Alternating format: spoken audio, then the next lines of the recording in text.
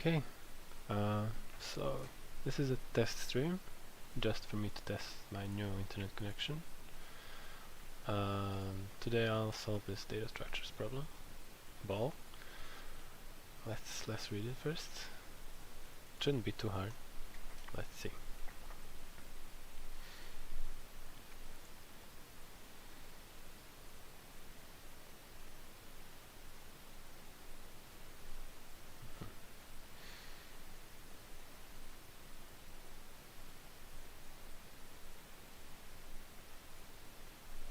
Okay.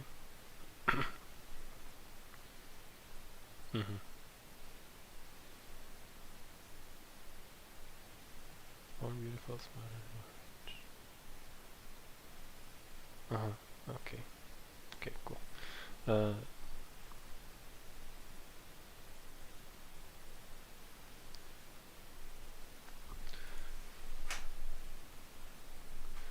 So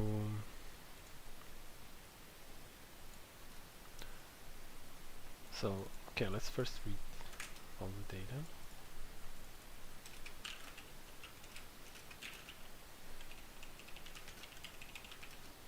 I'm just gonna call them A, B, C. I don't care what they are really.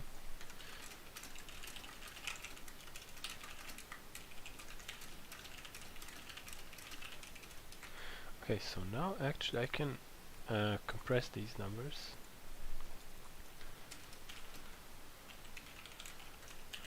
Down to something. So I want to make unique values from 0 to n minus 1. And I want to make same values have I want to map these values to unique values from 0 to n minus 1. So let's do it like this. Okay.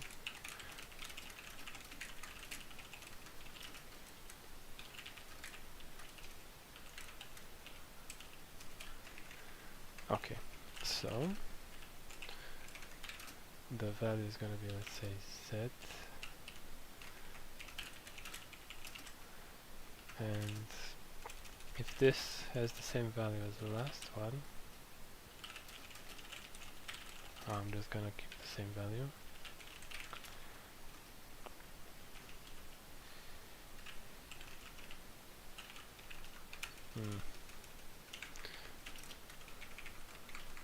Otherwise, let's pump it up.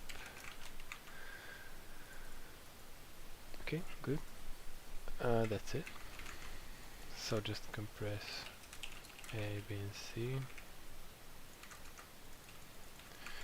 Very good. Okay, so what's the idea here? Yeah, let's sort this sequence in, let's say, decreasing order by A. Okay, so I'm gonna put like an index array, I'm gonna call it E, and sort that instead. Okay, so sorting E, the key is gonna be the first value, so like this. Okay, so actually in decreasing order,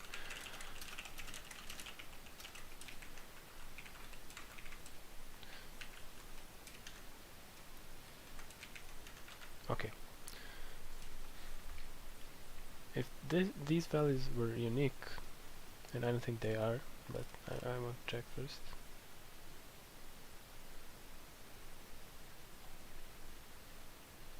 They don't have to be unique. So actually let's okay, this is good. I just need to start from this and find the equal range.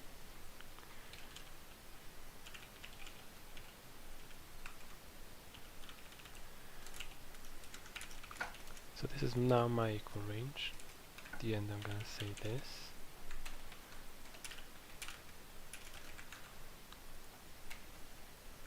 I don't mean this.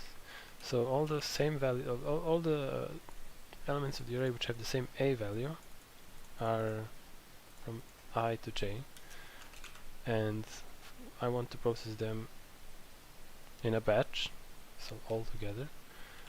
And what am I going to do? So let's say, okay, so these elements have 3 values, and I need to check that there is I need a data structure which can tell me for a given B and C whether there is some B prime, C prime already in that data structure such that this is true. So that B prime is bigger than B and C prime is bigger than C. Okay, so that's true. This lady is gonna jump out of the window. So what kind of a data structure would that be? I can use B prime as a key and C prime as a value. So it's going to be a key value data structure, and I need to query for all B values, or let's say X in the range B plus 1 to N or whatever, whether there is a C such that, or Y, whatever, such that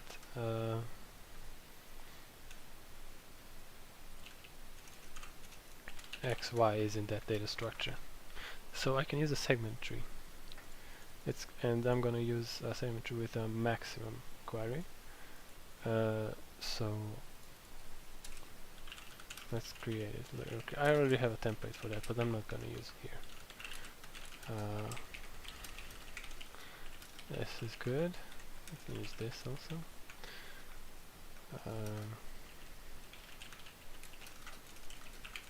So it's going to be a maximum segment tree.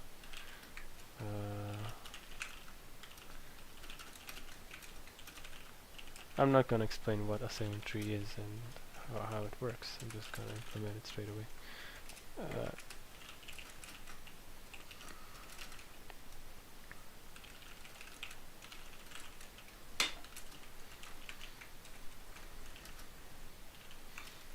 No, let's do this. This is cool. Syntax.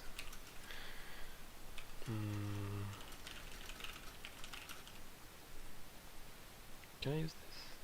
I think so.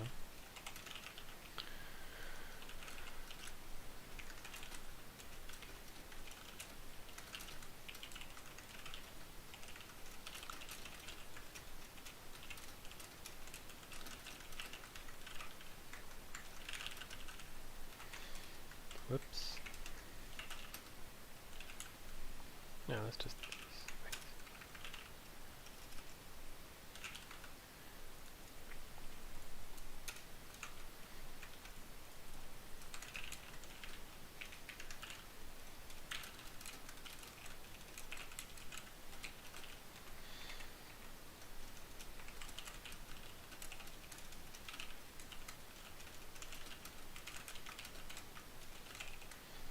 Okay, very good.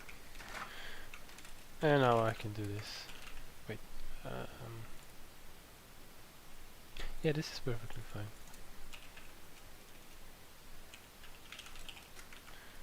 That's it. That's the segment tree. Okay, so let's make one segment tree here. Actually, I'm gonna use -1 as a default value here.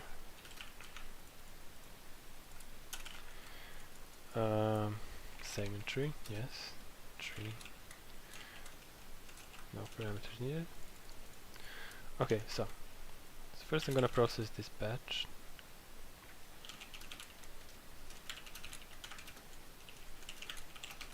So the actual ID is this one, and is there. So let's square the segment tree.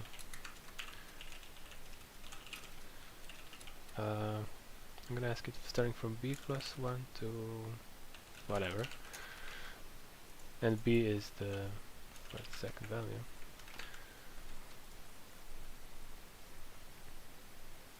Okay, so if that's greater than C of ID, then okay, this lady jumps out of window.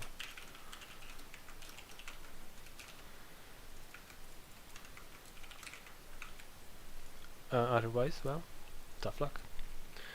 Okay, so that's it for checking whether ladies jump out of windows. Let's now update the data structure. Can you reuse this?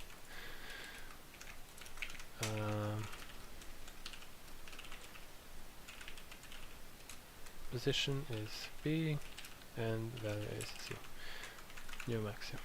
Okay, so that should work, and let's print the solution. Compiling. Oh, yeah, okay. Yeah, this is gonna be ugly.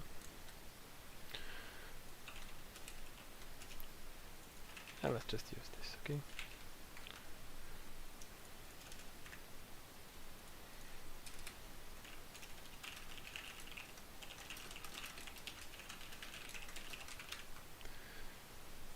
Okay, good. Let's see if this works. 1, okay.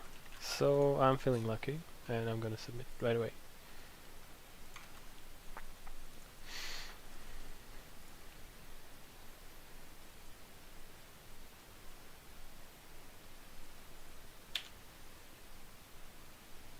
Okay, not good, not good. Let's see what kind of example does work. Some small one.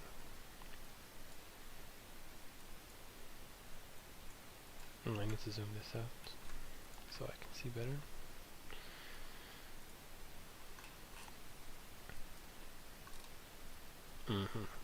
Two ladies.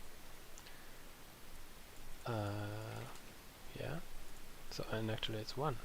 I think I'm reading input wrong. Oh hell yeah. Okay, this is all wrong. That explains it. Whoops. You don't need to see that. It's not a secret, but it's not important now. So here's the deal.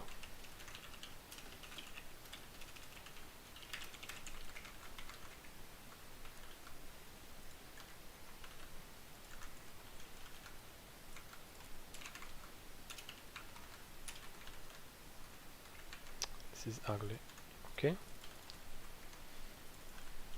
Yeah, sometimes you should just read the input forward, and it being like 3 times 3 here really doesn't help. It's 1. Okay, of course it's 1. Let's try it again.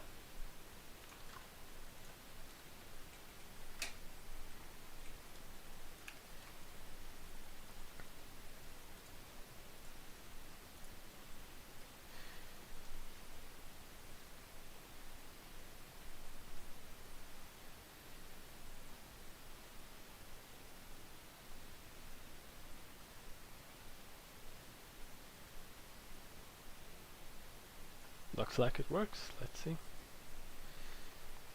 Okay, accepted. Very cool. So once again, what's the problem? So you need to find the number of these ladies, whoever, who for which there exists some other lady which is strictly better than them in 3 different categories. And we do that by first sorting all of them according to the first criterion in increasing order, and I'm gonna process them in increasing order of that. And I'm gonna use a data structure which can help me solve in other 2 dimensions, and that's a segment tree. I'm gonna use the second dimension as the index and the third one as the value. And what did I do here? So here I found the equal range, the range of A values, the first values, which like the range of indices where these A values are the same. So if they were all unique, it would be easier, but like this I need to first process them all in a batch, and then after that I'm gonna add them to the data structure. Otherwise this strict comparison would not work. So here I just query the data structure for the maximum C value in the B value range, this, and if there is such a value, of course I increase the solution by 1, and then after I process all of them, that's when I add to the segment tree. And this loop of course goes through all the elements. Just print the solution. So the mistake was that I assumed that these are actually triplets and not like the list of A values, B values, C values, which they call B, I and R. But it doesn't really matter. And of course I use this segment tree, really easy to implement data structure to help me solve the problem. Okay, that's it. I hope this stream was helpful to anyone, but even if it wasn't, it's just really a test for me to see if my new connection is working, and hopefully I will see you next time.